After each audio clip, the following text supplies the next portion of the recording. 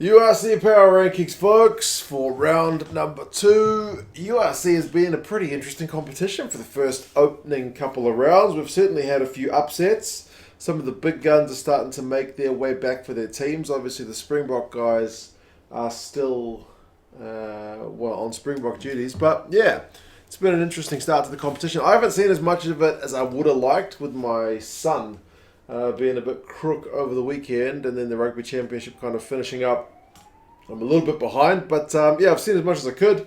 We'll go through the power rankings, and yeah, you guys can let us know your thoughts. Still early days, so a lot of teams really kind of jumping around more than I would like, but that's just the way it works. If you're in the States and you love the URC, Flow Rugby, check it out down in the description. They've got all the games, so happy days. 16th, I feel bad to put Zebre here.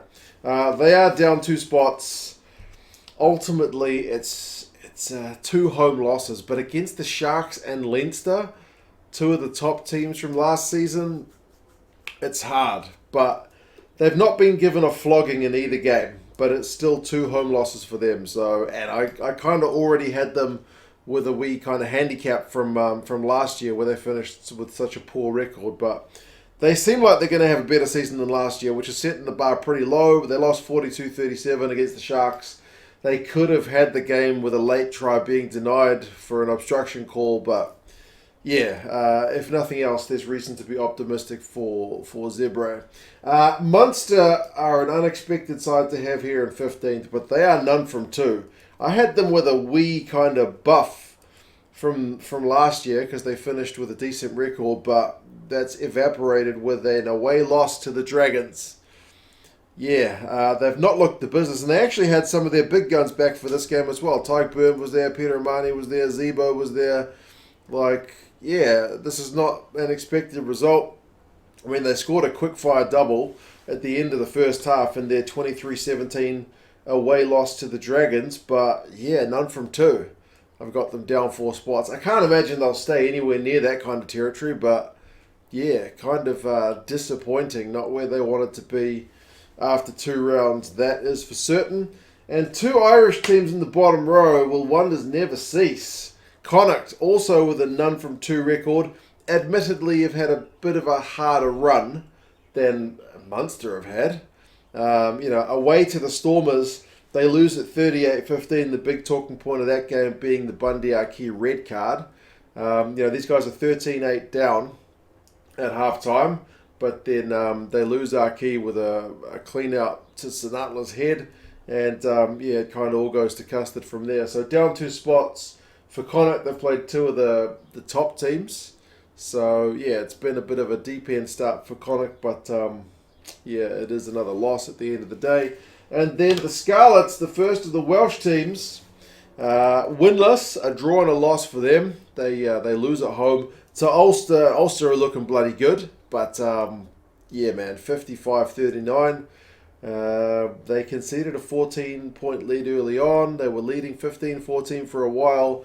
Fafita scored a really nice intercept try, which kind of proves that not all one-handed intercepts are deliberate knockdown attempts, because Fafita managed to regather the bloody thing. But sadly for the Scarlets boys, if you ship 55 points, you're not going to win many. So down 3 spots for them. Ospreys are only slightly above in 12th spot, also winless thus far. Marginal loss, but it was a home loss to the Lions. And remember, the Ospreys were up 14-3. Keelan Giles getting a couple of tries. They scored some beauties, but not able to win at home. That's a game that, come the end of the season, they may look back and really wish they won that one, because the Lions are supposed to be the lowest ranked of the South African teams. So yeah, that's a bad one. So got them down 3. And the Welsh theme continues with Cardiff. They were flying high after the 1 round, but they've dropped 3 spots. 52-24 loss away to Glasgow. That was always an interesting one, because Cardiff good in the first round, Glasgow kind of poor in the first round. Would the sides kind of reverse their fortunes? Yes. Unfortunately for the Cardiff guys. I mean, they had an early lead, but then they got a yellow card and bang, bang, bang. 3 tries conceded.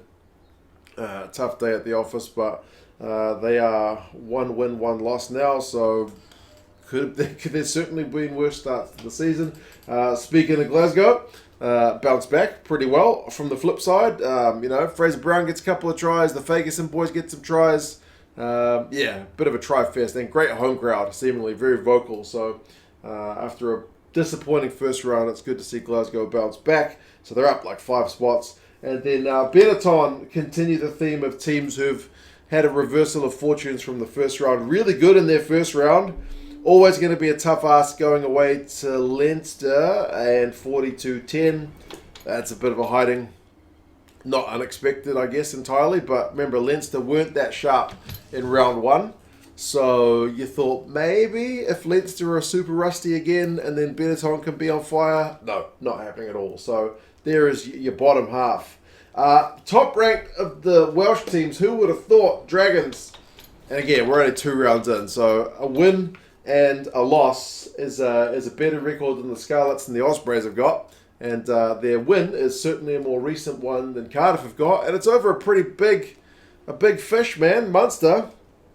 That's a big scalp. That's a big scalp for the Dragons boys to be getting. 23-17, JJ Hanrahan's boot comes back to haunt the Munster guys. He gets like 18 points. I'm sure Munster fans will be happy for him personally, but not happy for their team. And then Rio Dyer with a beauty on like 70 minutes. He's got some wheels. So, yeah, man, really, really pleasing for the Dragons. I promise I'll update the logo at some point. I'll get there. But, up 8 spots. This is what happens when we're early on in the power rankings because your record literally goes from 0% to 50% with 1 game. So things chuck around a wee bit. The Lions I've got in 7th spot. Is that the lowest ranked South African team? That's not bad. Lions with a 1-1 record, that away win to the Ospreys, man, up 6 spots. Great to see Nohamba get a crack. I know he'd kind of fallen down the pecking order at the Sharks to like 3rd spot. Edel van der Merwe gets a pretty nice try, so yeah, I'm really pleased for the Lions to get that, and especially for Nohamba because I reckon that guy's a talent.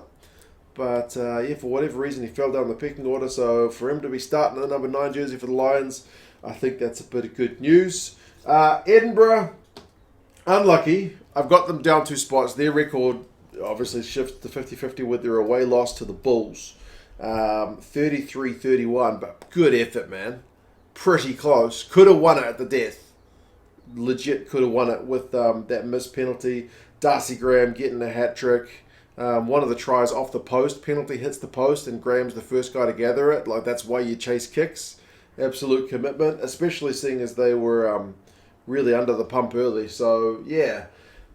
I still think Edinburgh fans, if you'd offered them that result before kickoff, it's maybe one they would have taken. So decent, but it's a loss, so down 2 spots. And next South African team is the Sharks. Now they played Zebre, and that's closer than they would have liked, admittedly without their Springbok guys. But yeah, man, 42-37, they could have lost that. Certainly some periods of the game that they will be reviewing in detail in their analysis. But, it's a win. It's an opening start to the season for them. So they go up 1 spot. I already had them with a kind of decent pre-season ranking. So they've kind of, at least with a win, been able to boost in that area. Top row, I've got the Stormers. Remember the Stormers, and the Sharks are only 1 game in. They're behind everybody else. But the Stormers, 38-15 win over Connacht, like I mentioned. There's the red card in that game, which kind of doesn't help matters. But, I mean, beautiful scenery of the Stellenbosch, right? Mountains in the background, good crowd, which probably wasn't that massive, but it looked good in that stadium. If it had been at the Cape Town Stadium, it probably would have looked like a small crowd. So it looked really nice. I hope they play more games there. Evan Roos tearing it up. I mean, the offloading try, which led the hands for the Fenta try, was phenomenal. So some really, really fine rugby played by the Stormers. Really put Connacht away in the second half. So good start to their season. Leinster, I've got them up. Stormers were up. How many? Stormers were up 1. Leinster also up 1. They are 2 from 2. Certainly a better result than the week before where they were rusty against Zebre. I don't think Leinster are anywhere near to firing on all cylinders yet, which is scary seeing as they won 42-10. Sheehan with like 4 tries. Crazy stuff. But I still think Leinster are maybe only in third gear. So Oh, have I got them? No, I've got them down a spot, not up. Down a spot because I had them kind of boosted with their previous season ranking. The reason Leinster are down is not because they did anything wrong, but because these guys, Ulster, are absolutely looking the business thus far. Only 2 games in, so I can't read too much into it. But man, 55-39 over the Scarlets. I maybe put them up 1 rank just for the look of that away kit, that blue-grey away kit for Ulster. Oh, that's a peach. That's a really nice looking away kit, but. Some of the big guns standing up for Ulster. I think Ray got a try. Cooney was running the show. I think he got a try as well. There were so many tries. So, really pleasing for Ulster. So, is this the season where they kind of meet that potential? 2 games in, looking not bad. And then the Bulls, still the same thing. They're the only side who has not moved from last week. 33-31 winners. Mornay Stain with a clutch penalty to put them in front with a few minutes to go. Smith with the boot throughout the game, before he left the field. The Bulls, that was a knife edge game, but they are 2 from 2, and Edinburgh is a pretty tough team. So pleasing,